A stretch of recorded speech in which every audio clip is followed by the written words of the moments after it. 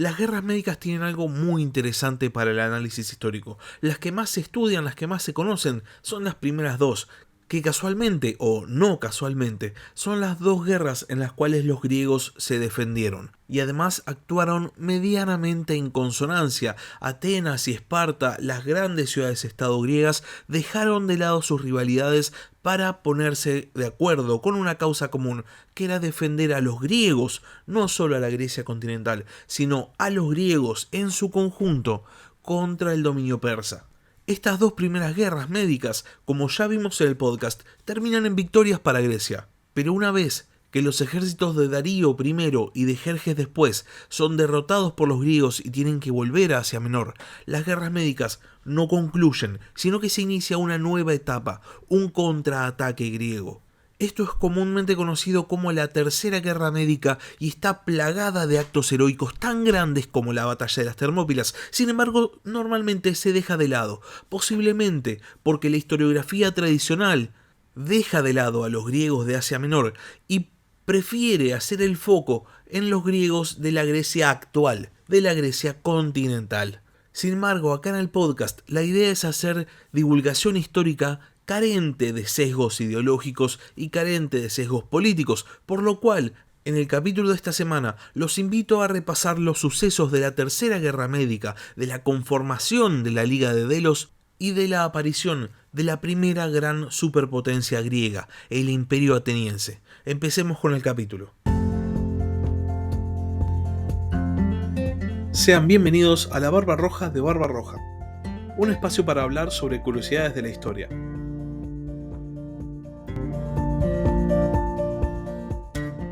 La Segunda Guerra Médica termina en un gran desastre para los persas. De hecho, nadie esperaba que los persas fuesen derrotados, ni siquiera los propios griegos. Y tan inesperada fue esta victoria para el mundo helénico, que cuando la consiguieron, realmente no supieron qué hacer, y de hecho no se pudieron poner de acuerdo en la manera de proceder.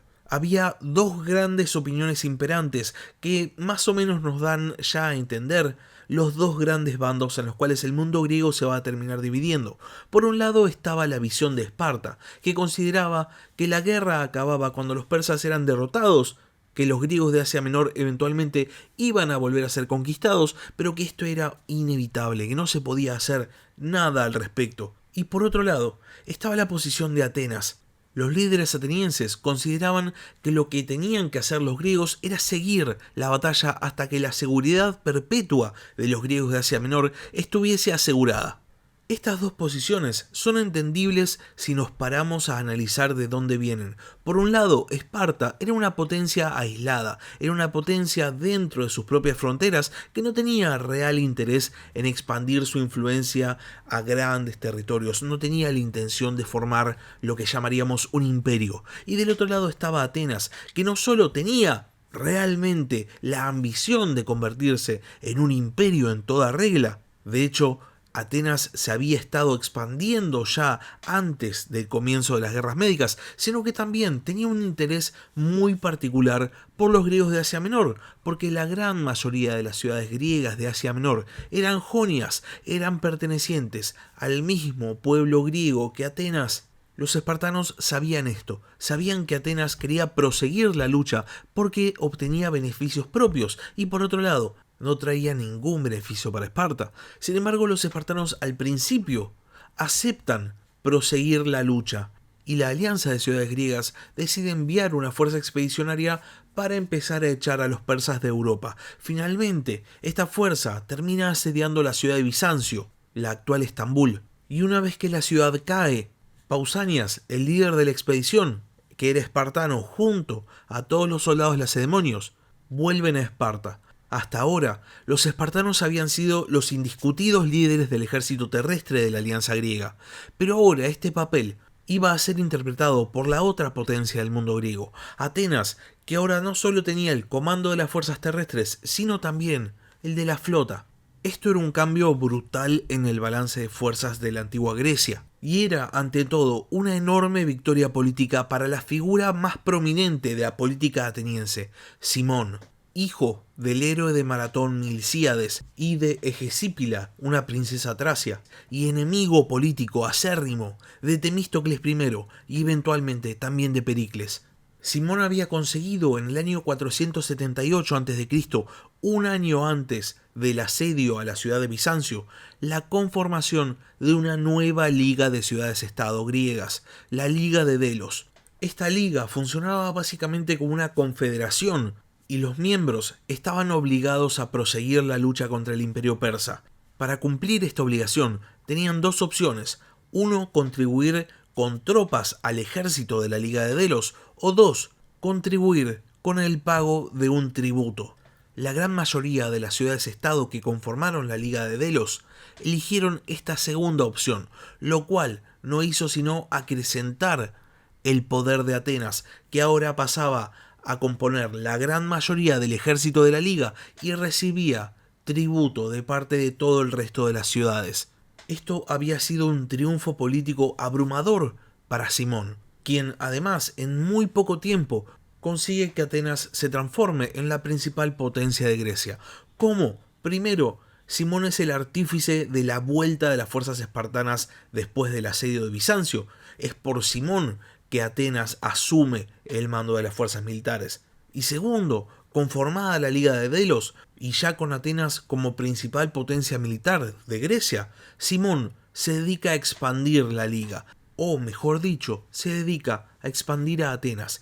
Lo primero que hace es intentar fundar colonias atenienses en Tracia. La idea parece haber sido reemplazar el dominio persa por un dominio ateniense directo. Sin embargo, estas colonias no son bien recibidas por los tracios, de hecho son atacadas, y la expedición fracasa. Sin embargo, el esfuerzo colonizador de Simón no se va a detener con este fracaso y va a conseguir establecer una colonia ateniense en la isla de Esciro. Al poco tiempo, el líder ateniense organiza una expedición a la isla de Eubea con el fin de incorporarla a la Liga de Delos. Eubea había participado de las guerras médicas del lado de los persas y por este motivo, siguiendo esta política de reemplazar el dominio persa por dominio ateniense, Simón ataca la isla de Eubea en el año 473 a.C. y fuerza a la ciudad de Caristo a ingresar a la Liga de Delos. Al mismo tiempo, Simón entraba en la cumbre de la popularidad política en Atenas y en el año 471 va a lograr desterrar de Atenas, o sea, condenar al ostracismo a su principal enemigo político de la época, el afamado comandante Temístocles. Esto debe haber sido muy complicado para Temístocles, que ya tenía una rivalidad política con el padre de Simón, con Milcíades. Sin embargo, para Simón no es que va a desaparecer el problema de la política interna, sino todo lo contrario. La vida política de Simón va a estar marcada a fuego por la grieta política ateniense. La joven democracia de Atenas se había dividido rápidamente en dos facciones. Por un lado estaba la facción conservadora, el partido aristocrático, liderado por Simón. Y por el otro lado estaba el partido democrático, cuyos referentes, especialmente Efialtes de Atenas y eventualmente Pericles, se van a oponer fervientemente a Simón. Efialtes, que es el mentor de Pericles, va a estar en desacuerdo con Simón en muchos aspectos de la política interna, pero también, y posiblemente sobre todo, con respecto a la política externa, porque Simón consideraba que Atenas tenía que tratar a Esparta como una igual, con cordialidad. Pero Efialtes, por otro lado, pensaba que Esparta era una potencia competidora de Atenas y que por ende tenía que ser atacada lo antes posible. Sin embargo, por ahora, estas discusiones no eran más que eso, discusiones, y Simón se pudo dedicar a seguir expandiendo la Liga de Delos y por ende seguir engrandeciendo el dominio de Atenas. En el año 470 a.C., un año después del ostracismo de Temístocles, la isla de Naxos decide que ya no tiene caso seguir en la Liga de Delos y anuncia que la va a abandonar. Esto no es bien recibido por Atenas, que decide enviar una fuerza expedicionaria para que Naxos se quede dentro de la Liga de Delos a la fuerza. En el año 467 a.C., Simón comanda un ejército expedicionario de la Liga de Delos hacia Asia Menor con el fin de atacar a los persas. Los persas estaban juntando ejército para volver a lanzar una invasión a Grecia y habían acampado y anclado, porque era una fuerza anfibia, en la desembocadura del río Eurimedonte en el sur de la actual Turquía. La flota de Simón sorprende por completo a la flota persa y logra capturarla. El líder ateniense hace que sus mejores soldados se disfracen de persas y los envía al campamento de las fuerzas aqueménidas, y estas fuerzas griegas son recibidas como si fuesen otros persas más. Esa misma noche, los griegos disfrazados atacan el campamento y las fuerzas griegas restantes de Simón se unen al combate. Los persas organizan rápidamente una defensa, pero una vez más, como en tantas otras batallas en las primeras guerras médicas, los persas no pueden soportar la carga de la infantería pesada griega y son totalmente derrotados. A partir de este momento, los griegos de Asia Menor no van a volver a estar en peligro de conquista por parte de los persas. Es más, esta victoria es tan devastadora para los persas que historiadores antiguos afirmaron durante siglos que el gran rey había firmado un tratado de paz con Simón en términos enormemente humillantes. Y si bien hoy en día sabemos que este tratado de paz nunca existió, lo que sí sabemos es que a partir de la derrota en el río Eurimedonte, los persas ya no intentan atacar a los griegos. Con esta victoria, Simón se transformaba en el principal líder militar de manera indiscutida de toda Grecia. 2 años después, en el año 465 a.C., la ciudad de Tasos, por una disputa con Atenas por la posesión de unas minas de oro, decide rebelarse contra la Liga de Delos, y Simón responde asediando la ciudad. Tasos pide ayuda a Esparta, y Esparta promete el envío de un gran ejército para invadir el Ática, y por este motivo los tasios resisten el asedio, esperan que los espartanos invadan Atenas. Sin embargo, en el año 464 a.C., hay un enorme terremoto en Lacedemonia que termina derribando una gran cantidad de los edificios de Esparta. Y encima, después de este terremoto, los mesenios, tanto los ilotas como los periecos de las ciudades de la costa, deciden rebelarse. Iniciaba en Esparta la tercera guerra mesenia.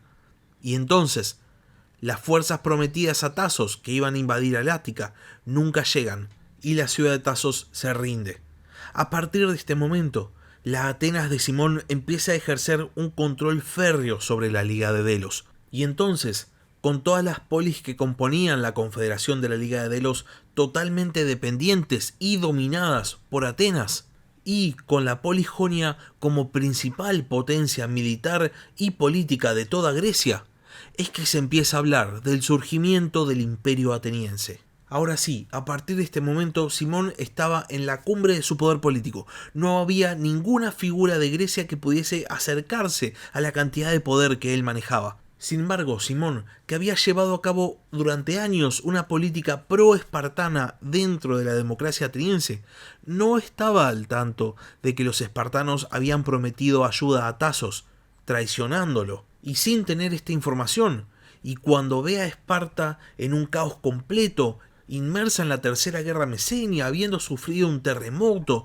decide intentar ayudar, y en el año 462 marcha hacia la Lacedemonia al mando de 4.000 hoplitas atenienses, con el fin de ayudar a una ciudad que consideraba su aliada. Sin embargo, los espartanos, que ya habían intentado invadir a Atenas, que consideraban a la Polijonia como una gran rival, en vez de aceptar la ayuda de Simón, lo rechazan y lo envían de vuelta a su ciudad. Esto termina transformándose en un escándalo político. Simón, de hecho, no era ajeno al escándalo político. De hecho, en el año 463 a.C., Pericles lo había llevado a juicio acusándolo de recibir sobornos por parte de mandatarios extranjeros. Esto no había podido ser probado, pero obviamente había manchado la reputación del líder ateniense. Por otro lado, la facción democrática, con Efialtes y Pericles a la cabeza, lo acusaban de mantener relaciones incestuosas con su hermanastra, acusación que tampoco podían probar. Y también,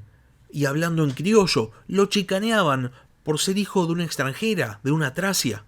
Pero sin embargo, Simón había logrado navegar las turbulentas aguas de la política ateniense y había sabido conservar su liderazgo, pero este rechazo por parte de Esparta ya era demasiado, y este hecho de ser utilizado políticamente por parte de Efialtes y de Pericles para lograr que en el año 461 a.C.